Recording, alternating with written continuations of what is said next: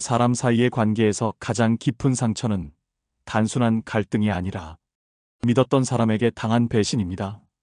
그 순간 우리는 단지 한 사람을 잃는 것이 아니라 세상 전체에 대한 믿음이 흔들리는 경험을 하게 됩니다. 이 사람만은 아닐 거야라는 확신은 배신 앞에서 가장 무력한 말이 됩니다. 그 상실감은 단순한 분노나 슬픔을 넘어 자신의 판단력에 대한 회의와 세상에 대한 불신으로 이어집니다. 더 이상 누구를 믿어야 할지, 아니 믿는다는 행위 자체가 무의미하게 느껴지기도 합니다.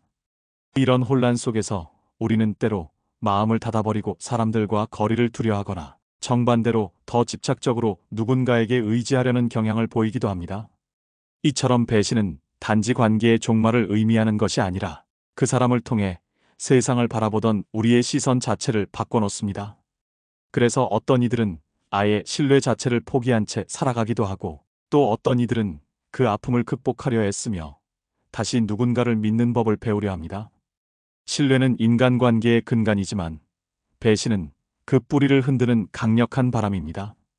그렇기에 우리는 배신을 단순히 누구의 잘못이라는 개인적 문제로 보기보다는 그 충격이 우리 내면에 남긴 영향을 직시하고 그 혼란 속에서 새로운 기준과 경계를 세워가는 성숙함이 필요합니다. 우리는 흔히 가까운 사이일수록 더 이해해 줄 거야라는 생각을 합니다. 하지만 역설적으로 친밀한 관계일수록 갈등의 위험은 더 커질 수 있습니다. 이유는 간단합니다. 거리감이 사라질수록 서로의 경계를 침범하기 쉬워지고 기본적인 예의와 배려가 무뎌지기 때문입니다. 가족, 친구, 연인처럼 오래 알고 지낸 사이는 편안함 속에서 무례함도 함께 자라나기 쉽습니다. 처음 만난 사람에게는 조심스럽게 말하던 것도 가까운 사람에게는 아무렇지 않게 상처를 주는 말로 바뀌곤 합니다. 때로는 내가 뭘 해도 나는 이해할 거야라는 무언의 기대가 생기고 그것이 부담이나 억압으로 작용하기도 합니다. 친밀한 관계에서는 부탁을 거절하기도 어렵습니다. 마음은 이해하지만 현실적인 부담이 클 때조차 거절하지 못해 감정이 쌓이고 결국 폭발하는 경우도 많습니다. 또한 가까운 사람일수록 설마 나한테 그럴 리 없어라는 생각에 경계심을 놓게 됩니다. 하지만 그 틈을 타 안 좋은 일이 생기는 경우는 생각보다 흔합니다. 진정한 신뢰는 거리 없는 관계가 아니라 적절한 경계 속에서 피어납니다. 친하다는 이유로 모든 걸 받아들이는 것이 아니라 서로의 경계를 지켜주는 것이 오히려 관계를 건강하게 만드는 지혜입니다. 신중한 마음은 거리감이 아니라 존중의 표현입니다. 우리가 소중한 사람과의 관계를 지키고 싶다면 무조건적인 신뢰보다는 절제된 믿음을 바탕으로 한 깊은 이해가 필요합니다. 한 남성은 오랜 시간 함께 해온 친구를 가족처럼 여기며 지냈습니다. 두 사람은 어려운 시절을 함께 견디며 돈독한 우정을 쌓았고 그는 친구를 의심해 본 적이 없었습니다. 그러던 어느 날 친구가 사업을 시작한다며 자금 지원을 요청했습니다. 그 남성은 깊은 고민도 없이 자신의 전 재산을 빌려주었습니다. 계약서도 담보도 없이 말 그대로 믿음 하나만으로 돈을 건넸습니다. 하지만 시간이 흐를수록 친구는 점점 연락을 피했고 끝내 자취를 감췄습니다. 충격과 배신감에 빠진 그는 비로소 자신이 아무런 확인도 없이 신뢰에 기대었다는 사실을 깨달았습니다. 믿음이라는 이름으로 감정에만 의존한 선택이 결국 삶을 무너뜨린 것입니다. 이 이야기는 단순한 피해담이 아닙니다. 친밀한 관계에서 발생하는 신뢰의 허점, 그리고 믿는다는 말 속에 숨겨진 무책임한 태도에 대한 경고입니다. 그는 후회했습니다. 친구라는 이유만으로 의심을 멈추고 객관적인 판단을 포기했던 자신을. 그 후로 그는 다시는 감정만으로 사람을 판단하지 않겠다고 다짐했습니다. 한 여성이 있었습니다. 그녀는 평소에 인간관계를 소중히 여기며 무엇보다도 친구 사이의 신뢰를 가장 큰 가치로 생각했습니다. 어느 날 오래전 고등학교 동창이 오랜만에 연락을 해왔습니다. 반가운 마음에 둘은 자주 연락을 주고받았고 서로의 안부를 챙기며 금세 가까워졌습니다.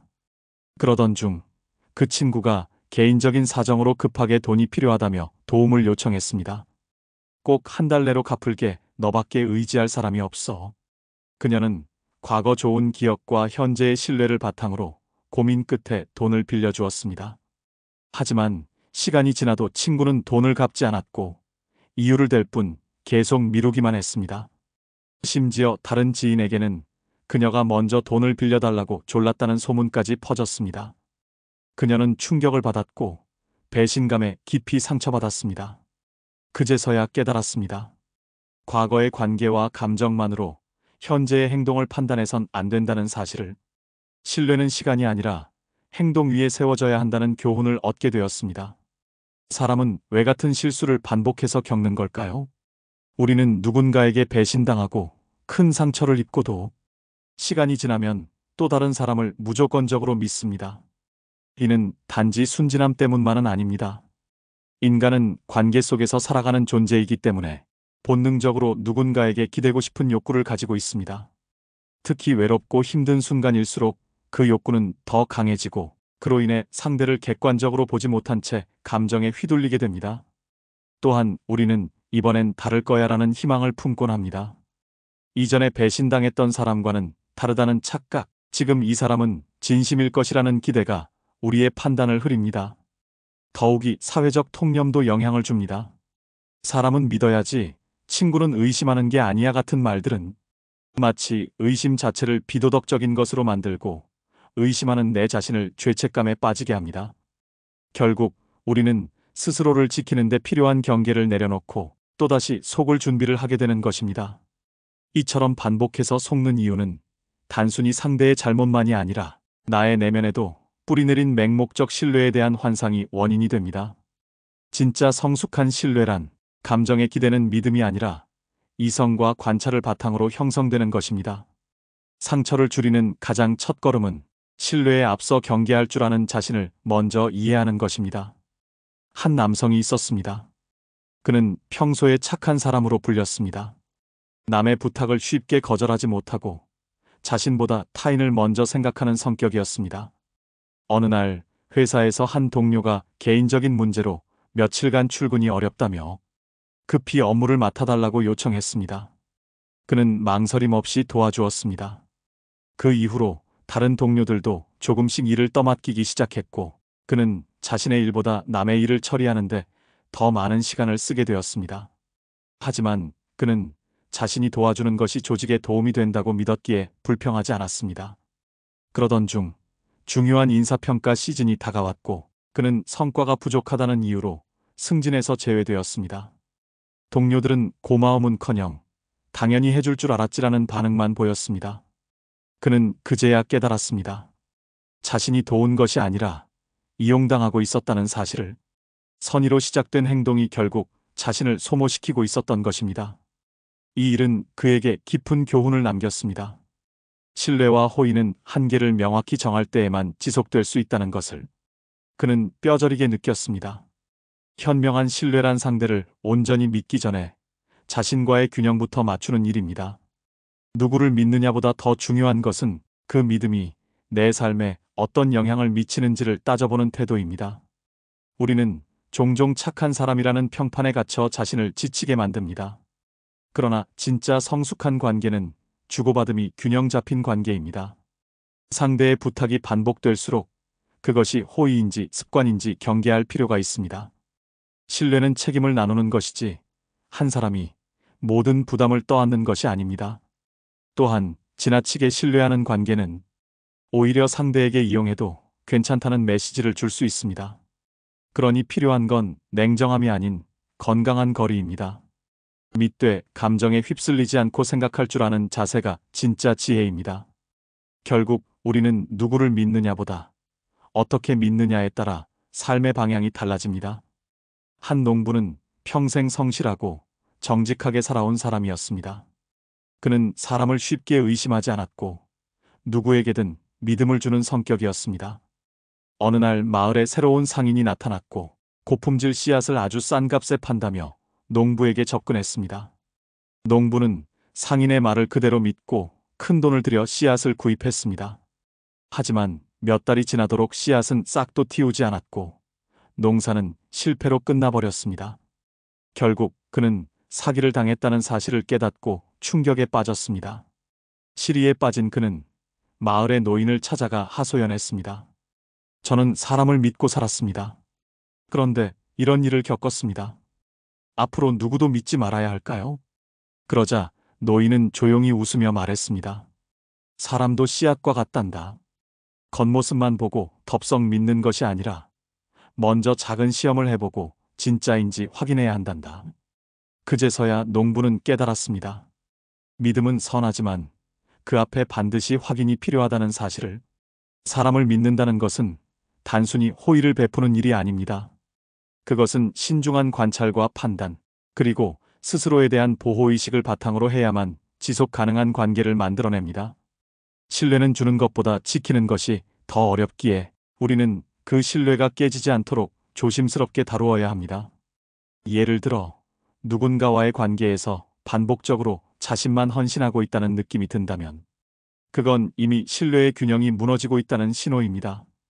이럴 땐 그 사람을 탓하기 전에 내가 지나치게 내어주고 있지는 않은지 돌아볼 필요가 있습니다. 또 어떤 이들은 한 번만 도와줘라는 말을 반복적으로 사용하면서 상대방의 죄책감을 자극하기도 합니다. 이런 방식의 부탁은 결국 상대의 희생을 기대하는 것이며 건강한 신뢰관계를 망치게 됩니다. 진짜 신뢰는 상대방의 자유와 자율성을 존중하는 데서 비롯되며 의무감이나 일방적 책임에서 벗어나야 비로소 온전해집니다. 현명한 신뢰는 결국 나를 지키면서도 관계를 지속시키는 지혜입니다. 사람에 대한 신뢰는 고대부터 철학자들의 중요한 화두였습니다. 그들은 인간의 본성과 관계의 복잡함을 통해 신뢰의 본질을 탐구했습니다. 아리스토텔레스는 인간은 사회적 동물이기에 타인과의 관계에서 신뢰는 필수적이라 보았습니다. 하지만 그는 진정한 우정과 신뢰는 미덕의 기반 위에서만 가능하다고 강조했습니다. 즉, 상호 존중과 선한 의도가 없다면 그 관계는 오래가지 못한다는 것입니다. 마키아벨리는 정치적인 맥락에서 신뢰를 다루며 인간은 기본적으로 자신의 이익을 우선시하므로 상대의 말보다는 행동을 관찰하고 대비책을 세워야 한다고 주장했습니다. 그는 이상보다는 현실을 강조하며 신뢰보다는 경계가 더 현실적인 전략임을 시사했습니다. 또 다른 철학자 한나 아렌트는 신뢰는 인간 사이의 약속을 가능하게 하는 사회적 기반이라고 보았습니다. 약속이 없다면 인간은 미래를 예측할 수 없고 공동체의 질서도 무너진다고 했습니다. 결국 철학자들은 신뢰를 부정하지 않으면서도 그것이 맹목적이 아닌 책임과 검증, 신중함을 전제로 해야 한다고 강조해왔습니다. 이들의 사상은 오늘날 우리가 인간관계에서 현명하게 신뢰를 다루기 위해 반드시 참고해야 할 중요한 통찰을 제공합니다. 한 중소기업 대표는 수년간 함께 일해온 직원을 깊이 신뢰했습니다. 그는 그를 가족처럼 여기며 회사의 중요한 재정 업무까지 맡겼고 별다른 의심 없이 모든 정보를 공유했습니다. 오랜 시간 쌓아온 신뢰였기에 어떤 서류나 증빙 없이도 그에게 권한을 넘겨주었습니다. 그러나 어느 날 그 직원이 회사 자금을 횡령한 사실이 드러났습니다. 대표는 큰 충격에 빠졌고 자신이 무심코 넘겨준 신뢰가 오히려 독이 되었다는 것을 깨달았습니다. 그는 그동안 감정에만 의존해 상대의 행동을 꼼꼼히 확인하지 않았다는 점에서 깊은 후회를 했습니다. 가까운 사람일수록 더 객관적으로 판단하고 아무리 신뢰하는 관계라도 중요한 일에는 검증과 확인이 필요하다는 사실을 뼈저리게 느꼈습니다. 이 경험은 대표에게 신뢰란 주는 것이 아니라 함께 쌓아가는 것임을 일깨워 주었습니다. 신뢰는 인간관계의 핵심이지만 맹목적인 신뢰는 때로 큰 대가를 부릅니다. 일상 속에서 신뢰를 관리하려면 세 가지 원칙을 기억해야 합니다. 첫째, 작은 이상 신호에 주목해야 합니다. 누군가가 반복적으로 약속을 어기거나 책임을 회피하는 행동을 보인다면 그것을 단순한 실수가 아니라 성향으로 인식하고 판단해야 합니다. 둘째, 감정에 휘둘리지 않는 냉정함이 필요합니다. 친하다는 이유로 죄책감이나 동정심에 끌려 무리한 부탁을 수용하다 보면 결국 자기 삶이 무너질 수 있습니다. 셋째, 신뢰의 기준은 말이 아니라 행동의 일관성에 두어야 합니다. 말로는 진심처럼 들리더라도 실제로는 책임을 피하거나 행동이 따르지 않는 사람은 조심해야 합니다. 진짜 신뢰는 주는 것이 아니라 확인하고 지켜내는 것입니다. 인간관계에서 자신을 지키기 위한 최소한의 거리와 기준이 필요합니다. 신뢰는 인간관계의 핵심이지만 그것이 지나치게 감정적이거나 맹목적일 때 오히려 큰 위험을 초래할 수 있습니다. 균형 잡힌 신뢰란 단순히 상대를 믿는 것이 아니라 이성과 감정을 적절히 조화시켜 상황에 따라 신중하게 판단하는 태도를 말합니다. 어떤 관계든 무조건적인 믿음은 경계를 흐리게 하고 결국 자신을 지키지 못하게 만듭니다. 친밀하다는 이유로 모든 것을 맡기기보다는 서로의 책임과 역할을 명확히 하고 작은 신호들도 세심히 살펴야 합니다. 신뢰는 단번에 쌓는 것이 아니라 오랜 시간 동안 행동과 태도를 통해 점차적으로 형성되는 것입니다. 또한 신뢰는 상대를 위한 선물이기도 하지만 동시에 나 자신을 위한 보호막이기도 합니다. 상대가 변할 수 있다는 가능성을 인정하고 그 변화에 대비하는 자세를 갖추는 것, 그것이야말로 진짜 성숙한 관계의 출발점이자 균형 잡힌 신뢰의 본질입니다. 사람을 믿는다는 것은 단순한 감정이 아니라 우리가 사회 속에서 살아가기 위한 중요한 선택입니다. 누구도 혼자서는 살아갈 수 없기에 우리는 누군가를 믿고 의지하며 관계를 맺습니다. 하지만 신뢰라는 이름 아래 너무 쉽게 마음을 내어주면 그것이 오히려 자신을 해치는 결과를 낳기도 합니다. 진짜 신뢰는 상대방을 완전히 내 편으로 만드는 것이 아니라 관계 속에서 서로를 존중하고 책임을 나누는 과정에서 쌓이는 것입니다. 그러기 위해서는 상대를 있는 그대로 바라보고 필요할 때는 경계심도 함께 가져야 합니다. 신뢰가 깊다고 해서 항상 좋은 결말로 이어지는 것은 아닙니다. 때로는 너무 가까운 사이일수록 상처도 깊기 마련입니다. 그러니 우리는 단순히 믿는 것이 아니라 어떻게 믿을 것인가를 고민해야 합니다. 현명한 신뢰란 나의 마음을 보호하면서도 상대를 존중하는 절묘한 균형에서 피어나는 것입니다. 우리는 누구에게나 믿음을 줄 수 있지만 그 믿음이 소중하게 다뤄질 수 있도록 스스로 기준을 세워야 합니다. 다시 말해, 신뢰란 감정이 아니라 삶의 기술이자 태도입니다.